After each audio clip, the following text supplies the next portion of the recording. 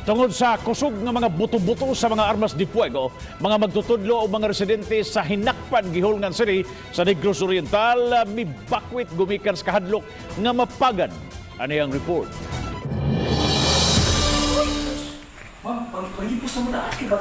Tana!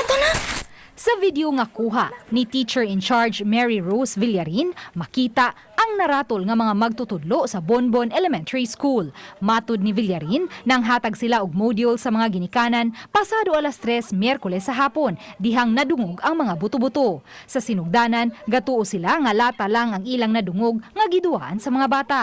Apan dihang nadungog na ang kusog nga buto-buto, didto na nila nasayran nga gikan kini sa explosive weapons. Sa kahadlok nga matrap, dali-dali silang mibiya sa lugar. Bisan ang mga residente, mibiya usab paingon sa dapit nga luwas. Pipila ka kilometro gikan sa ilang eskwelahan. Dili mo menos usa ka gatos ka pamilya ang mibakwit. Giswayan sa GMA News nga makuha ang habig sa mga opisyal sa barangay apan dili sila makontak.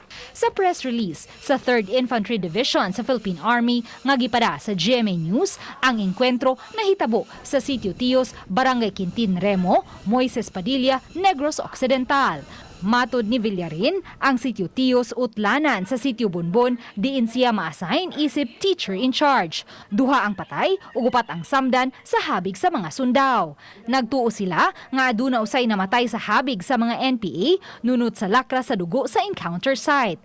Apan wa pay nakuhang patayng lawas gikan sa pikas grupo. Murag pusil gyud ron, bomba. Girad jud ay.